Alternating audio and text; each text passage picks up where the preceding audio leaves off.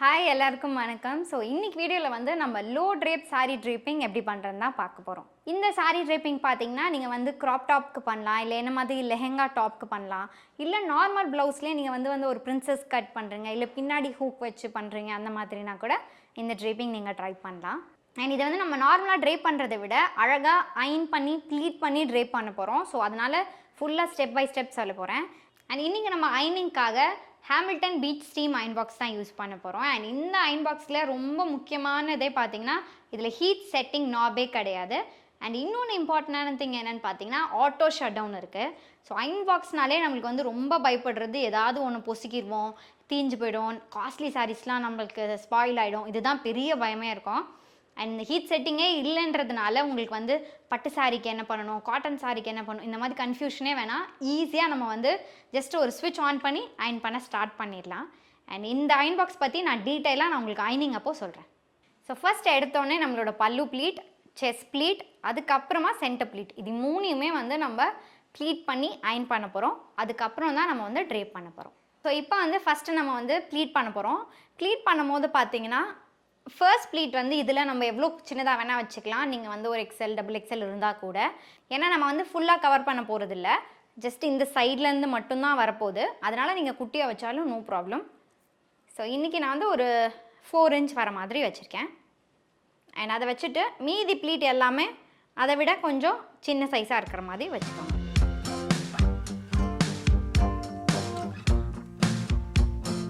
Pleat வந்து நம்ம வச்சாச்சு. இப்போ இதை வந்து நம்ம டேபிள் மேலே வச்சுட்டு அரேஞ்ச் பண்ணி பின் பண்ண போகிறோம். ஸோ இப்போ என்ன பண்ண போகிறோன்னா, என்னோடய ரைட் சைட் ஹேண்ட் எப்படி மேலே வைக்கிறேன், என்னோடய லெஃப்ட் சைட் ஹேண்ட் எப்படி கீழே வைக்கிறேன், இப்படி 2 சைட்லேயும் இந்த மாதிரி ஒரு ப்ளீட்டாக நான் எடுக்கிறேன். இந்த மாதிரி அரேஞ்ச் பண்ணிக்கிறேன். இது மாதிரி ஃபுல்லாக அரேஞ்ச் பண்ணதுக்கப்புறம் இப்படி பேக் சைடில் ஒரு பின் பண்ண போகிறோம். இப்போ வந்து இங்கே கிளிப் பண்ணிக்க போகிறேன். ஸோ இப்போ என்ன பண்ண போகிறோன்னா, ஆவரேஜாக நம்மளுக்கு வந்து ஒரு 3 எல்போ சைஸ் எடுக்க போகிறோம். ஸோ இது வந்து 1, 2 and 3. ஸோ நம்மளோட பல்லு வந்து இந்த லென்த்துக்கு பண்ண போகிறோம். மோஸ்ட்டாக ஆவரேஜாக எல்லார் ஹைட்டுக்கும் இது வந்து கரெக்டாக இருக்கும். ஸோ இப்போ அதான் பண்ண போகிறோம். ஸோ ஃபர்ஸ்ட் எல்போ இந்த மாதிரி வச்சுட்டு லெஃப்ட் சைடில் இப்படி ஹோல்ட் பண்ணிவிட்டு ஃபஸ்ட் ப்ளீட்டை மட்டும் இப்படி லெஃப்ட் சைடில் ஹோல்ட் பண்ணிக்கிறேன். அப்புறம் என்னோடய ரைட் சைடு ஹேண்ட் என்ன பண்ணுறேன்னா, இந்த மாதிரி உள்ள செகண்ட் ப்ளீட்டில் இன்சர்ட் பண்ணிட்டு அதை அப்படியே எடுத்துகிட்டு வந்துட்டு ஹோல்ட் பண்ணிக்கிறேன். திருப்பி அதே மாதிரி இதை அப்படியே எடுத்துகிட்டு வந்துட்டு இங்கே ஹோல்ட் பண்ணிக்கிறேன். லெஃப்ட் சைடு வந்து ஜஸ்ட்டு இது ஹோல்ட் பண்ணிக்க மட்டும் தான் யூஸ் பண்ணுறேன். ரைட் சைடு மட்டும்தான் இப்படி எடுத்துகிட்டு வரேன். அவ்வளோதான். இந்த மாதிரி எல்லா ப்ளீட்டையும் கரெக்டாக எடுத்துகிட்டு அரேஞ்ச் பண்ணிக்கிறேன். அரேஞ்ச் பண்ணிவிட்டு பின்னாடி ஒரு பின் பண்ண போகிறோம். ஸோ இந்த பின்னை வந்து இந்த மாதிரி பின்னாடி குத்திக்கிறேன். ஸோ ஃபஸ்ட்டு ஒரு 1 எல்போ முடிச்சதுக்கப்புறம் நம்ம வந்து அயன் பண்ண போகிறோம். ஸோ நான் இன்ட்ரோவில் சொன்ன Hamilton Beach steam iron box வச்சு தான் வந்து நம்ம இப்போ அயன் பண்ண போகிறோம். நான் சொன்ன மாதிரியே பார்த்தீங்கன்னா இதில் வந்து ஹீட் செட்டிங் பண்ணுறதுக்கு நாபே உங்களுக்கு கொடுக்கல. அண்ட் இது ஏன் இவ்வளோ இம்பார்ட்டன்ட் நான் சொல்கிறேன்னா, இப்போ ஒரு பட்டு சாரி பார்த்தீங்கன்னா நீங்கள் ரொம்ப ஹீட் வைக்கக்கூடாது, அது அப்புறம் டேமேஜ் ஆயிரும். அண்ட் ரொம்ப நிறைய சுருக்கம் இருக்க காட்டன் சாரிலாம் பார்த்தீங்கன்னா நல்ல ஹீட் வச்சு அயன் பண்ணணும். ஸோ இந்த மாதிரி ஒவ்வொரு மெட்டீரியலுக்கு ஒவ்வொரு ஹீட் செட்டிங் வச்சா தான் நம்மளுக்கு வந்து கரெக்டாக அதை அயன் பண்ண முடியும், சாரியும் டேமேஜ் பண்ணாமல் இருக்க முடியும். இதில் வந்து ஐசென்ஸ் டெக்னாலஜி இருக்கிறதுனால ஜஸ்ட் ஸ்விட்ச் ஆன் பண்ணிவிட்டு டேரெக்டாக இந்த மாதிரி அயன் பண்ண ஸ்டார்ட் பண்ணிடலாம். அண்ட் அதுவே வந்து அந்தந்த மெட்டீரியலுக்கு தகுந்த மாதிரி ஹீட் அட்ஜஸ்ட்மெண்ட் பண்ணிக்கும். ஸோ நான் இப்போ பார்த்தீங்கன்னா ஜஸ்ட் ஒரு 1 ஸ்ட்ரோக் தான் பண்ணுறேன். அழகாக அப்படியே ஃப்ளாட் ஆகிடுச்சு. ஸோ நம்ம வந்து 1 எல்போ பண்ணிட்டோம்.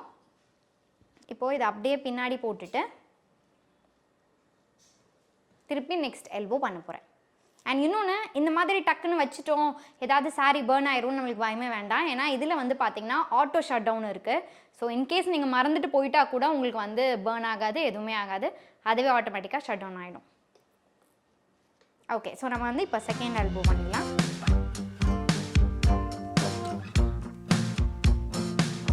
ஸோ உங்களுக்கு பார்த்தாலே தெரியும், இந்த மாதிரி ரொம்ப புஃப்னு அந்த மாதிரி இருக்க சாரினாலுமே வந்து நீங்கள் ஜஸ்ட் ஒரு 1 ஸ்ட்ரோக் பண்ணால் போதும், ஈஸியாக உங்களுக்கு வந்து ஃப்ளாட் ஆகிடும்.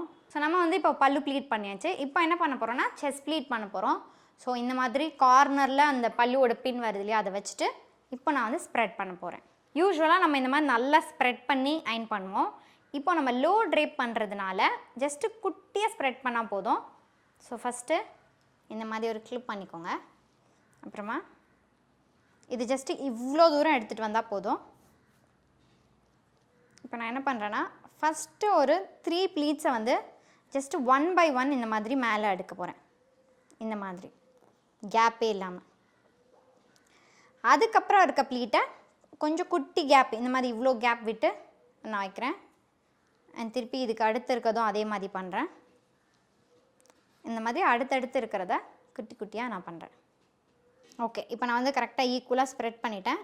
இதை அப்படியே நம்ம வந்து அயன் பண்ணிடலாம். ஸோ இது அப்படியே மேலேருந்து கீழே அயன் பண்ணுறேன். ஸோ இந்த அயன் பாக்ஸ் பார்த்தீங்கன்னா செராமிக் கோட்டட் சோல் பிளேட்டில் வந்து 353 ஹோல்ஸ் இருக்குது. ஸோ அதனால் நீங்கள் ஒரு ப்ளீட்டும் அயன் பண்ணும்போது பார்த்தீங்கன்னா ஈவனாக ஈஸியாக கிளைட் ஆகும். அண்ட் இதில் ரொம்ப முக்கியமாக பார்த்தீங்கன்னா இது எல்லாமே கொஞ்சம் கிட்ட இருக்கணும். ரொம்ப கம்மியாக தான் ஸ்ப்ரெட் பண்ணியிருக்கணும்.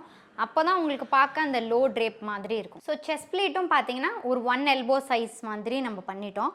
இப்போ இதை அப்படியே பின்னாடி போட்டுட்டு இன்னொரு எல்போ பண்ண போகிறேன். இன்னொரு எல்போ பண்ணும்போதும் நீங்கள் வந்து ரொம்ப ஸ்ப்ரெட் பண்ணிக்கூடாது. ஆனால் ஆல்ரெடி நம்ம பண்ணதை விட கொஞ்சம் ஸ்ப்ரெட் அதிகப்படுத்த போகிறோம். ஜஸ்ட் கேப் வந்து ஒரு 1/2 இன்ச் எல்லா ப்ளீட்டோட கேப்புக்கும் எக்ஸ்ட்ராவாக பண்ண போகிறோம்.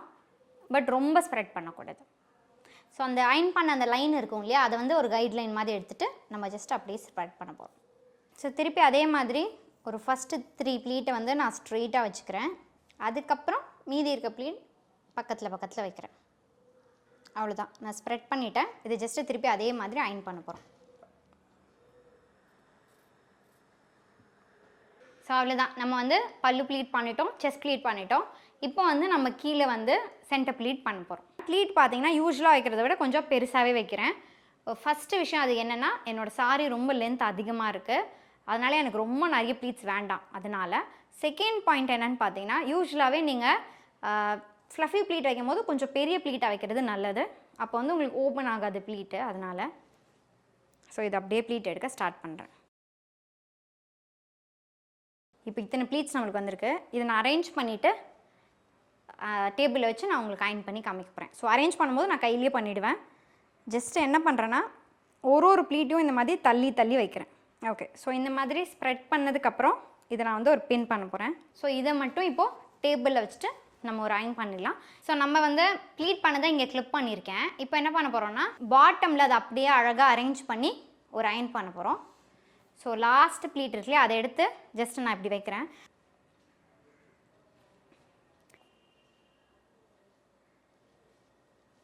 இந்த மாதிரி இங்கே கை வச்சுக்கிறேன், ப்ளீட்டை எடுத்துகிட்டு வந்து இங்கே வைக்கிறேன். அவ்வளோதான் நான் பண்ணுறேன். இப்போ வந்து நம்ம டாப்பில் இருக்கிறத நான் அரேஞ்ச் பண்ணிகிட்ருக்கேன். ஜஸ்ட்டு ஒரு 8 to 10 இன்ச்சுக்கு வந்து நம்ம இதை அரேஞ்ச் பண்ணி அயன் பண்ண போகிறோம். ஸோ ஃப்ளஃபி ப்ளீட்டில் 2 தான் அயன் பண்ணணும். ஃபஸ்ட்டு இது அயன் பண்ணிடுங்க. அதாவது இந்த 2 பின்னுக்கும் நடுவில் இருக்குல்லையா, அது ஃபுல்லாக. ஏன்னா இது வந்து உள்ளே இன்சர்ட் பண்ணுற பார்ட்டு.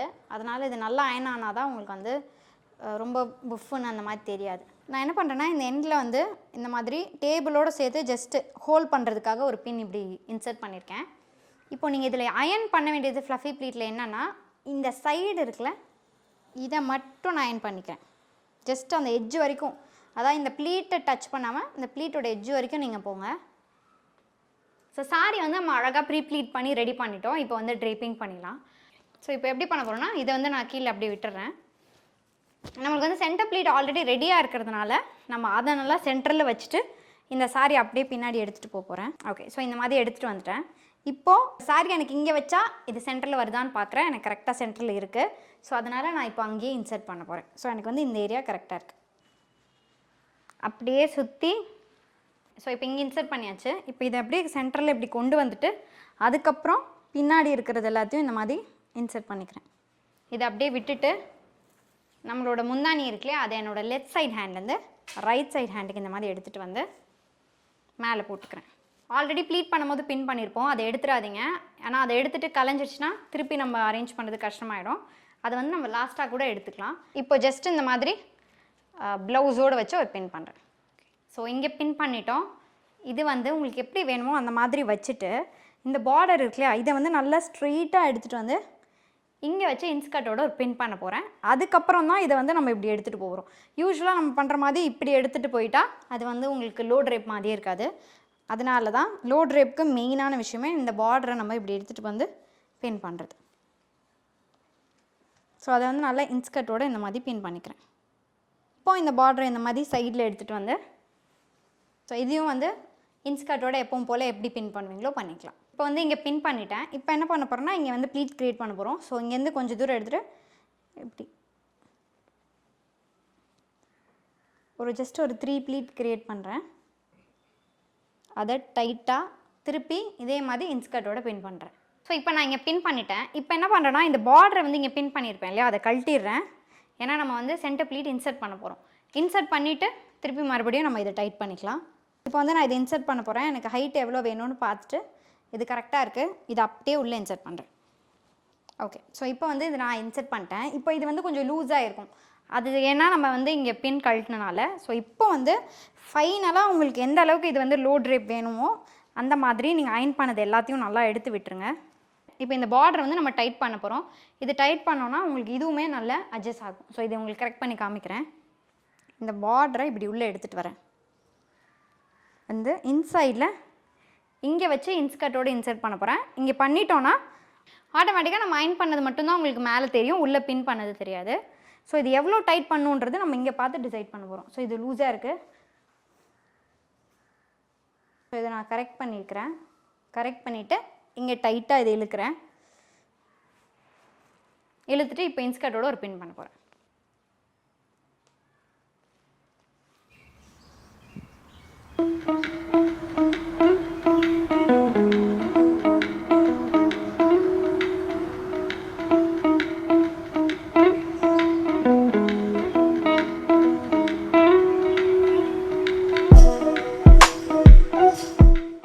அவ்வளோதான், ட்ரேப்பிங் முடிஞ்சிடுச்சு. அண்ட் நான் முன்னாடியே சொன்ன மாதிரி நீங்கள் ஒரு நல்ல ஸ்டீம் அயன் பாக்ஸ் தேடிட்டு இருக்கீங்கன்னா நான் கண்டிப்பாக வந்து இந்த Hamilton Beach steam iron box வந்து ரெக்கமெண்ட் பண்ணுவேன். அண்டு இதில் பார்த்தீங்கன்னா நான் சொன்னது மட்டும் இல்லாமல் ட்ரை அயனிங் பண்ணலாம், இல்லைனா வெர்டிக்கல் அயனிங் கூட நீங்கள் பண்ண முடியும். அண்ட் அதே மாதிரி இதில் வந்து 350 ml டேங்க் கொடுத்துருக்கனால நீங்கள் ஒவ்வொரு வாட்டியும் போய் தண்ணி ஃபில் பண்ணிகிட்டே இருக்கணும்னு அவசியம் இல்லை.